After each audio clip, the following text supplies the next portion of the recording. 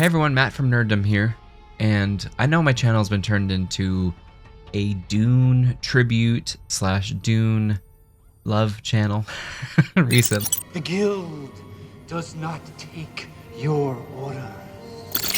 But I must say this movie, Dune Part 2, has been living rent-free in my brain for the last couple of weeks since I saw it at the fan premiere. Now with that, I have seen it one more time. I saw it as of recording yesterday in 70mm IMAX, which was an experience for sure. The screen was so large, and I was kind of off and in the fifth row to the left. So I don't know if you've seen a couple of the memes where you can see like people's huge chins and stuff like that, but that's kind of where we saw the movie. Even still though, the movie does hold up to its second viewing, and just right off the bat, let me just say, if you haven't seen the movie yet, go watch it in theaters as soon as you can. If you haven't seen the first one yet, please go see the first one. You can rent it, buy it.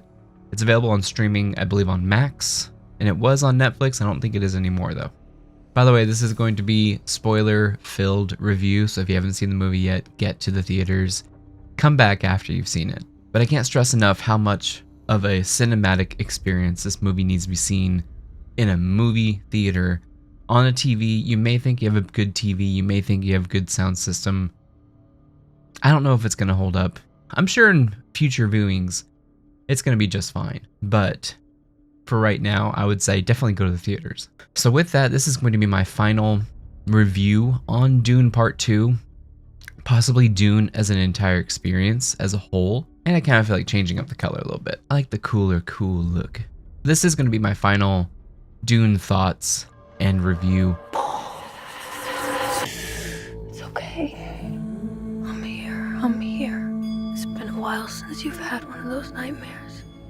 Tell me, what was it about? So first off, we're going to talk about the goods, and then we're going to get into some of the bads.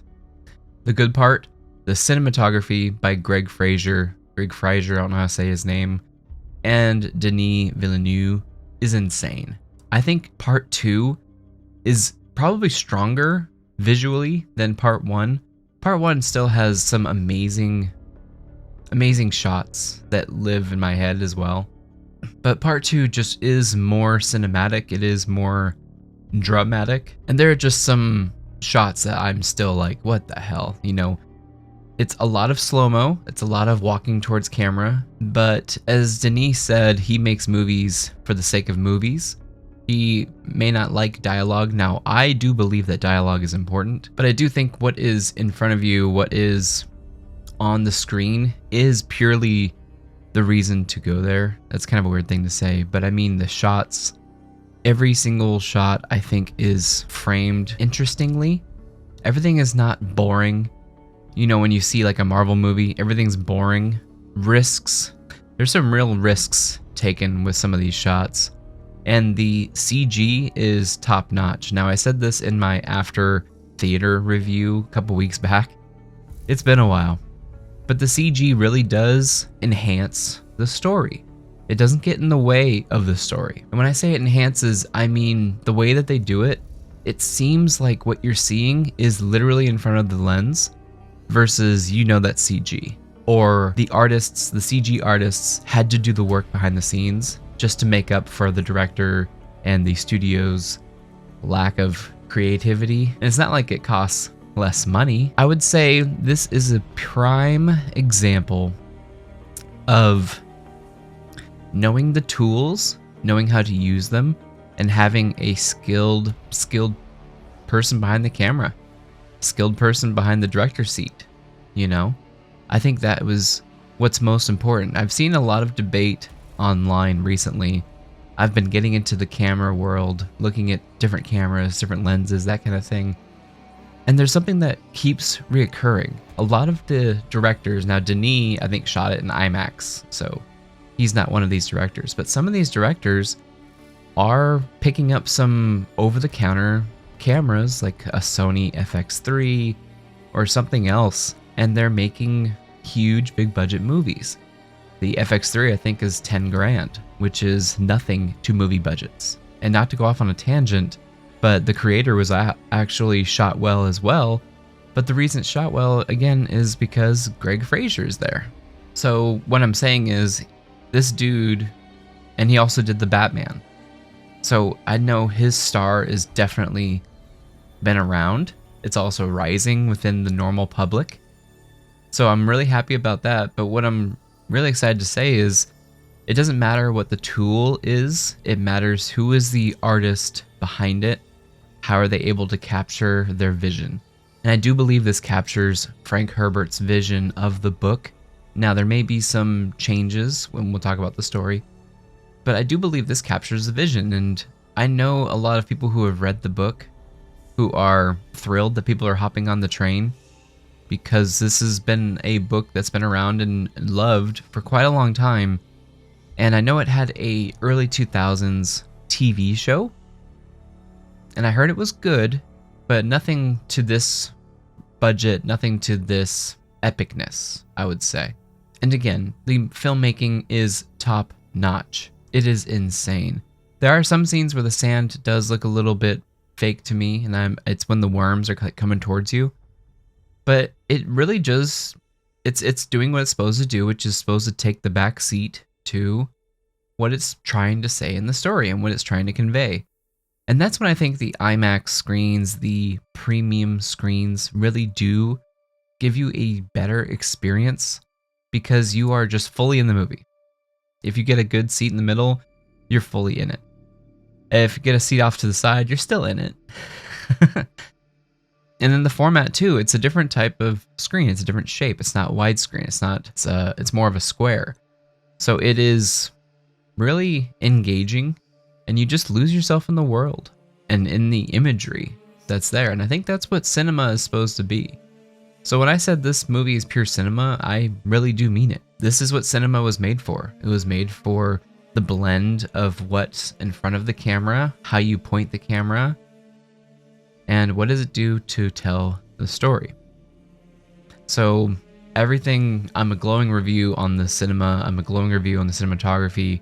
That alone should get you into the seats, into the theater. And I can't talk enough about the quality that's on the screen. It's truly mind-blowing. And I'm curious what they're going to do moving forward, because it's a little bit different moving forward. And some positives, talking about the acting a little bit too, with some positives. I think freaking Javier Bardem is freaking killing it as Stilgar. I think Timothée Chalamet, I think he's a great Paul. It's really cool to see his transformation from episode 1 to episode 2. I can definitely see it. I can definitely see a little bit of aging, or they aged him up. I'm not sure, even though it's only been a couple months. 8 months or so. You can definitely see in the beginning of Dune Part 1, he's like a little boy.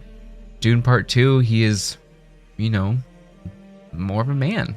And I would say huge props to Rebecca Ferguson as well. Plays Lady Jessica. I think she's insane. She goes full bore. She doesn't give a fudge. And the movie is better for it. Lady Jessica is a kind of not a flawed character, but it's crazy to see her transformation. You're watching Dune Part 1, and I did a little bit more in-depth analysis on the tent scene with Rebecca and Timothy in Dune Part 1. And you can see her heartbreak, you can see her pain in that scene. But then in Part 2, she even says it. She has to become something for this to work. And she starts becoming something to fear. And that persona, after she takes the water of life, kind of does take full possession. It's not a possession. Dune readers, it's not a possession. But I mean, that persona really does take hold, and it's everywhere. She has this persona now, and she has to in public. You do see the mask kind of fall away when she's talking to Chani about how Paul had to do what he had to do. And that again shows me who Lady Jessica is. She's playing this part. They're all playing this part. And again, Rebecca Ferguson freaking killed it. I liked it a lot. Whenever she was on screen, I'm like, oh yeah, she's talking to her belly again. Of course, more actors to talk about. What's his name? Austin Butler, who plays Fade Rafa. It's crazy to see his transformation and his like sadism, and I fully believed he was that character. And I think that's another thing about this movie is you forget that the actors are the actors, to me at least. You still see Timothy, you still see Zendaya, but they do a great job of changing themselves into the character. Freaking Austin Butler rules. The whole Edie Prime scene in IMAX was totally crazy to see. And again, if we're talking about the cinematography, I looked up how they did the black and white, and it's using infrared, and that's why it looks so freaking good. Like, oh my god, I don't know why I'm gushing about this movie so much, but I am. It's pure magic on screen, man.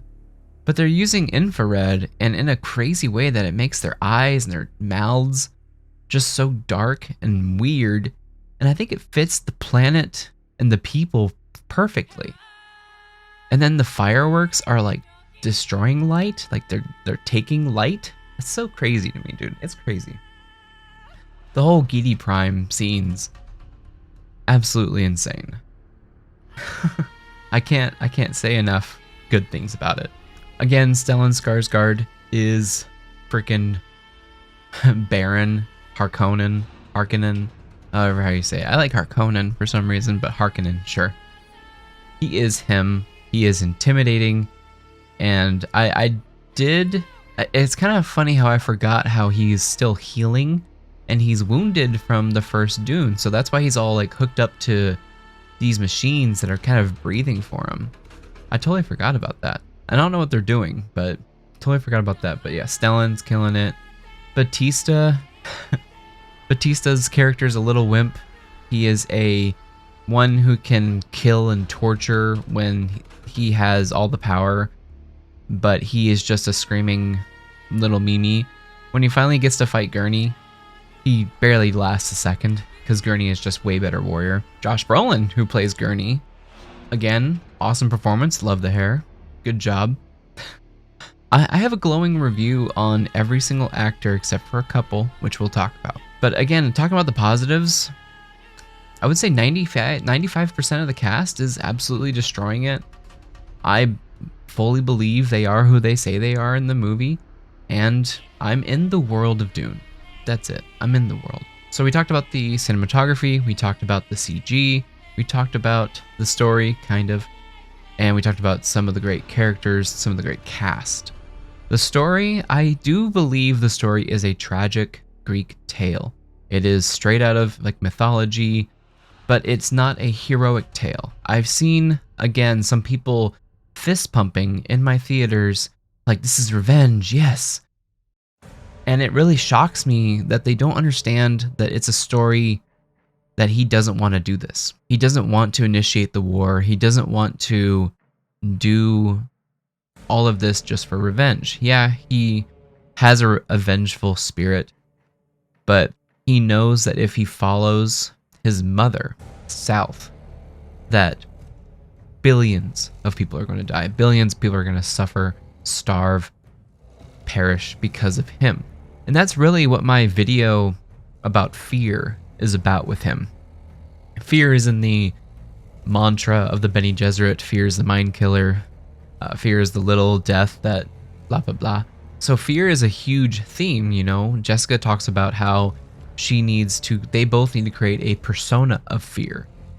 So that's one of the biggest themes in the movie is fear, and how they can use that fear, twist it, and become more powerful and do what they need to do. Now, if we're talking story again, the positive parts, I do believe it is tragic. I do believe this is a cautionary tale about, of course, themes of religion, themes of government control, totalitarianism versus, you know, the people. A bunch of pretty standard, you know, thoughts, standard philosophies inside of here. But Paul does seek the throne of the emperor, and he thinks he can lay out the path better than anybody else. And he only sees one way through. After he takes the water of life, he talks about how there are many different ways that this can go, but there is a very small chance through a certain path. And unfortunately, for some other characters, that's the path that he has to take for all of this to work. So if we're talking about the story, I would say it's killer. It's talking about those themes, and those are the positive parts of the story, talking about, its criticism of mixture of religion with governmental control, those two being hand in hand, and also, what does that type of power mean to a person, to a human being? You have to become more human than human, one would say. And logic is really another theme in this too. Logic versus emotion. So like the box test, that has to use logic. The emperor talks about how Paul's father is not logical man. He rules with the heart. He had too much heart. And of course, the emperor may not be correct in this regard. He may be jealous, like Baron says in the first movie, but he is gathering more and more support within the royal families. So there's definitely a theme of logic over, emotion, that kind of thing. And those do come through, absolutely come through. It's totally legible. So the themes of that, the overarching story, all positive to me. I thought this story was a sad one. I thought the story kind of left on not a sad note, but, it didn't have me fist pumping. It's kind of like the end of Attack of the Clones. You have a sense of knowing that what is getting launched into the universe is not a good thing. It's foreboding. And I think all that, again, credit to Denis, credit to the filmmakers. Oh my god, how could I forget the Hans Zimmer score? So I wanted to do another video on Hans Zimmer alone because to me, he doesn't do soundtracks, he does soundscapes. And he just like floods with sound, almost like ambient sound. But there are notes in there telling you what emotions to feel. And this, I think, is one of my most favorite Hans Zimmer scores. That and probably Inception. And Interstellar. There's a lot. But absolutely, Dune Part 2, I think, has a stronger soundtrack, a stronger score than Dune Part 1 has.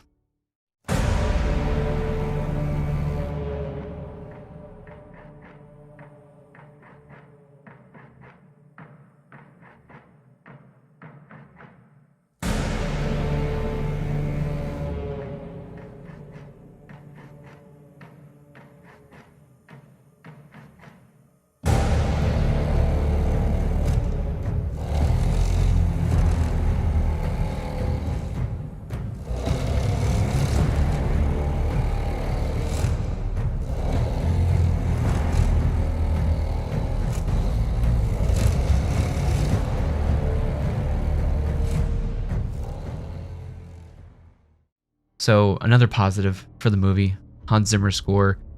And then also Denis is also able to not use it. So there are parts like the final knife fight where it is pure silence. There is no sound. Oh, there is sound. There is no music. It is just pure silence. The concentration is on the two characters. This is the battle for the universe, literally. And what's crazy about that battle is both of the outcomes are not good. Both of the outcomes are not going to be good. There's almost no hope, there's almost no hope. It's kind of sad to say. But yeah, Hans Zimmer score absolutely kills it. So again, glowing reviews from me. Go see the movie in theaters and also buy it when it comes out. If you're anything of a movie fan, definitely go get this. I don't like giving recommendations of what to buy. If you have the money and you can live without losing it, buy it, own it forever. It's meant to be owned forever, for sure. It's a piece that's going to live on. Now let's talk some negatives. Not to be too negative, but there are a couple things that I don't like about the story. For one, the love between Chani and Paul does not work for me. It is probably the most disregarded part of the story. I feel like the filmmakers and everybody just wanted to get to the revolution. They wanted to get to Paul becoming the emperor, all of that stuff. And I know they do put a concentration on it, but for some reason it just falls flat. I've seen it twice now, and both times it really doesn't hold for me, the love between him and Chani. They're trying their best. I just don't see it. I don't feel it.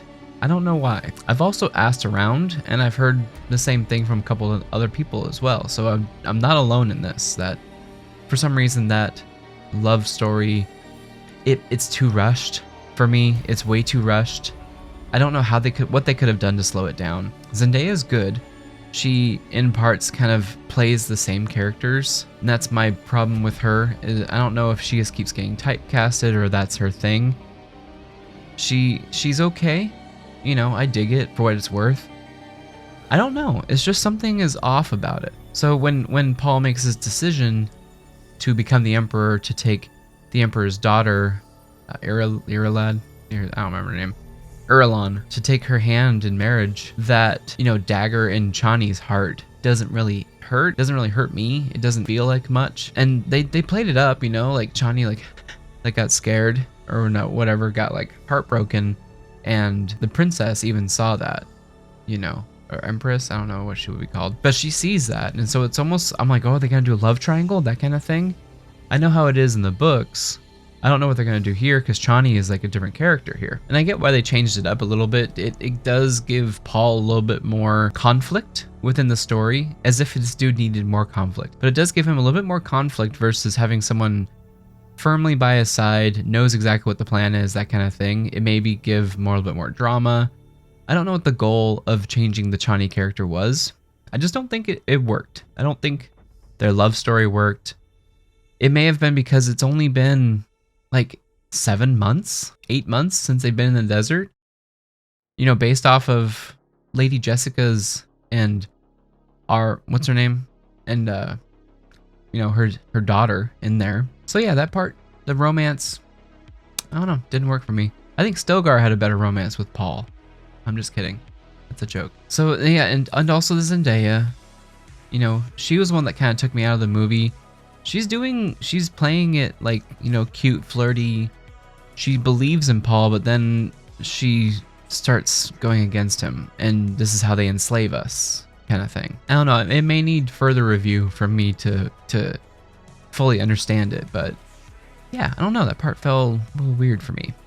And of course, the Emperor himself, Christopher Walken, he took me out of the movie. There had to have been a better choice. There had to have been a different choice. Like, when he was silent, I think was very powerful. But as soon as he had dialogue, I'm like, that's Christopher Walken.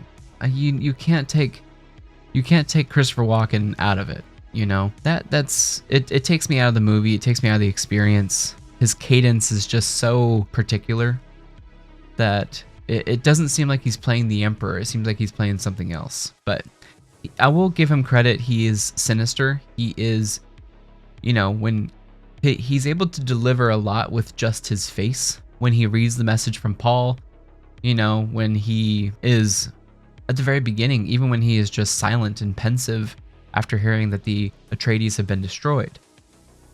Great job there. It's as soon as he has dialogue that we have issues. Really, any other negatives? That's about all I got.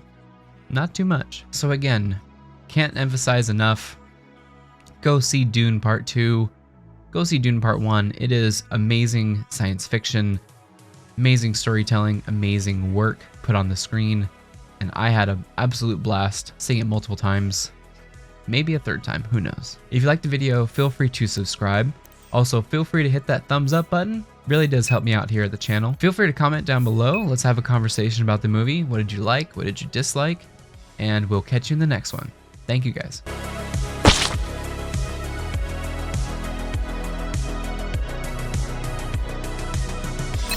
The guild does not take your